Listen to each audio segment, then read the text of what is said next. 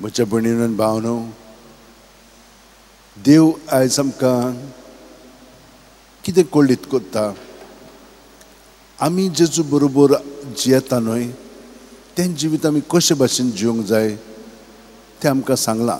तुमी घोडेक ह्या उतरांतल्यान देवाच्या कितें तरी घेतलां आसतलें, पूण हांव तुमचे फुडें आतां हे अशें मांडटा. पळयात, आमची कूड आहा न्हय, कितले सांदे आहात तातूंत. ते सांदे सदांच तयार आसात आमकां जाय पळय तशें तांकां वापरूंक. ते सदांच तयार आसात. आतां हांव ते वापरतां म्हाका जाय पळय तशें, आनी तुमी सगळीं जाणां, आमी सगळीं. म्हणटच ते कित्याक लागून ते भाशेन आसात, ते खालती आसात. ते तर गोरवान भरलेले जाल्यार आमकां पिडापीड जातलें अशें, आमकां जाय पळय तशें वागूंक जावचें नासलें. आतां देवान कितें केलां, आमकां सगळे पोरजेक ताणें एकवटाय येयलेली आसा, हेच परी एक कुडींत कशी. पूण हांगसर कितें जाता, ताणें आमकां स्वतंत्रपण दिल्लें आसा. आमी ऑटोमॅटिकली करिना, आमच्यान आमकां व्हरोंक जाता आनी सहकार करूंक जाता. हो गूण दिल्लो आसा. आनी हो कसो जाता, मोगान जाता. जेन्ना आमी मोग करता तेन्ना आमकां दुसरी कसलीच पर्वा ना. पूण जेन्ना हो मोग उणो जाता तेन्ना आमी चुकी खोडी सगळें काडूंक लागता. आनी तातूंत आमकां कितें मेळटा, कांय मेळना, दुस्पटूच जाता. हे भाशेन देंवचाराचो वावर फुडें वागता आमी.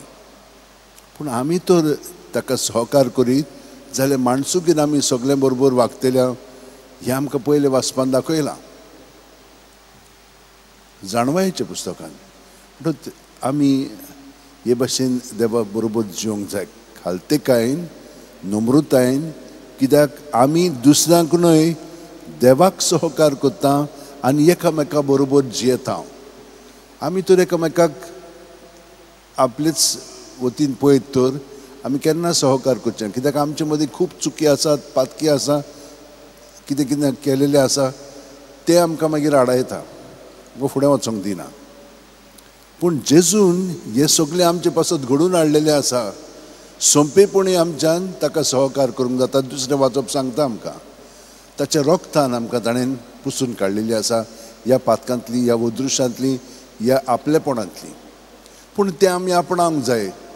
आपणावंक जाय जाल्यार जेन्ना आमी ताचे सरशी येता तेन्ना आमी खालतीकायेन येवंक जाय.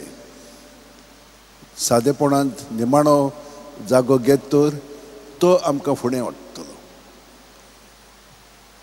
दुसरें म्हणजे कोणाक आपयता आमी, जे कोण आमकां पोत्तून दितले तांकां ना, आमी दुसऱ्यांक दिवंक जाय. कित्याक तेन्ना तांच्यान आमकां बाद करूंक जायना. हें सगळें देव आमकां करतलो.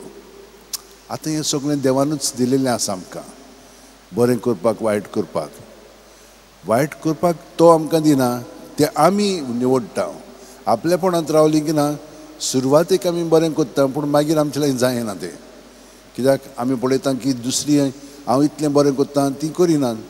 पूण जेन्ना आमी जेजू सोबेर रावता तेन्ना आमकां एक नवी घोटाय मेळटा. जशे भशेन ताणेन आमचो मोग केला ते भशेन तो आमचे सोबे दुसऱ्यांचो मोग करूंक लागता आनी ही आमकां घोटाय मेळटा. हें आमकां सगळें स्पश्टपणान जेजून सांगलां. आतां पळयात, आमी ह्या जेवणाक आयिल्ले आसा, जेजूचें जिवीत आमी पत्करूंक आयिल्ले आसा. तर आमी कोणूय जावं, सादेपणान आमी सगळीं बसतात. कोण बरो शिकलेलो आसा, कोण ग्रेस्त आसा, कोण दुबळो आसा, कोण कितें आसा, सगळीं जाणां बरोबर आहात आमी. हांगसर ताच्या जेवणाक हें आमचें सगळें घडटा. तूं तर गोरवान भरशी, म्हाका हांगसर बसोंक नाका, थंयसर बसोंक जाय, जालें मागीर. हें देवाचें न्हय. आनी ताचे कुडींत आमच्यान तशें करूंक जायना. ना म्हणून आमचे कुडीन आमच्यान ह्या सांद्यांनी ते भशेन वागोवंक जायना. तर ही आमकां समजुणी मेळिल्ली आसा. तर आतां आमी करपा मागया हें सगळें जें समजलेलें आसा तें आमच्या जिवितान घालच्या. कशें करतलें हांव? 2 उपाय आनी म्हणल्यार तूं म्हज्या जिवितान पळयले आसा, एकदम सोंपेपणी वापरूंक जाता.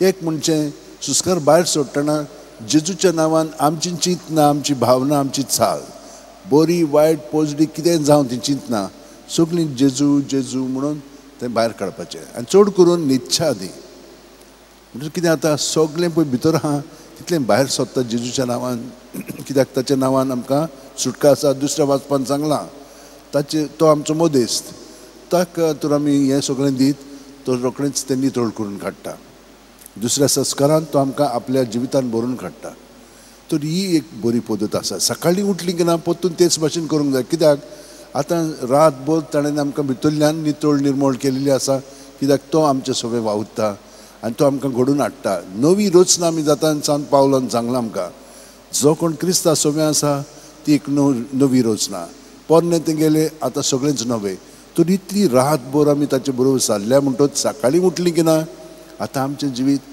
ताचे सोबे मांडून घेवच्याक पोत्तून तेच भाशेन कोंत घेयात आनी सगळे मणी पळय आहात 59 मणी आसात ते कोत्ता म्हणसर आमी सारकी शांत जातले हांव आनी ताचे जिवितान भरोवन आमचें जिवीत सारतलें हांव हें ताणें आमकां सांगलां ह्या वाचपांनी पर्यंत वो एक उपाय आतां दिसभर कितें जाता दुसरी आपलेपणांत आसात ती मागीर आमकां रोखडीच तिडो काडटात ती कितें म्हणटा कितें कोत्तात आमकां रोखडोच राग येता मागीर आमी रागान बोडलीं की ना आमी कितें ना कितें तांचे बरोबर कोत्ता आनी मागीर सगळ्यांच विस्कोटा येता ती कितें कोत्तात ती म्हणटात ताचो परिणाम आमचेर जाता तांची उतरां कोन्यो आनी आमचेर कितें जाता तें आमी नोमान बरी म्हणून सायबीण मांय कडेन दवरची भितरल्यान म्हणून कितें जाता ती आमकां गोठायक घेवन आमकां शांत दवरता आनी मागीर आमकां सगळें स्पश्टपणे जेजू सोबेन दिसूंक लागता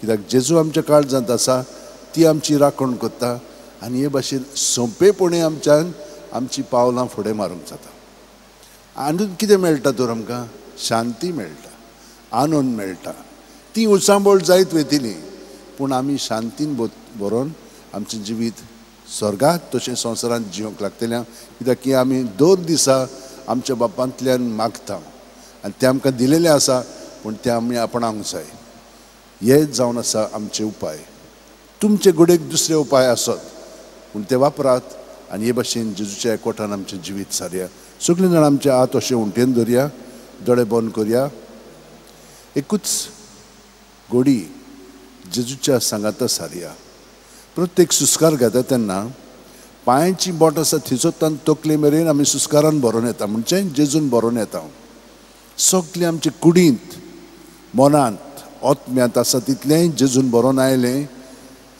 तकले मेरेन तें बसता आतां सगळें भितर आहा तितलें जेजूच्या नांवान भायर काडया जेजू जेजू जेजू म्हणत रावया सुस्कार काबार जाय पर्यंत आनी ह्या बोरमाशान तर आमी सगळें ताका दीत जाल्यार ताचो प्रिती मोग आमचे सगळें वाडटलो तो आमचे सगळेंच आसा ही धाकली येवजण आमची आनी चाल आमची तर आमी पत्करीत जाल्यार आमचें जिवीत जेजू सोबें आमी जियेतले खरी जेजूचे सांदे कशें आमी जियेतले क्रिस्तांव आमकां ती म्हणूंक लागतली पळयात कशे भाशेन ती जेजू भाशेन आपली उतरां कोन्यो चाल आमकां अणभवंक दितात हें सगळें ताचेंच काम आमचें सगळें पूण आमी ताका हे परी सहकार करया आनी ह्या मिसांतल्यान आमचें जिवीत ताकाच भेटून जशे भाशेन हो उंडो आनी सोरो बदलोन जेजू जाता तेच भाशेन आमी सगळीं जाणां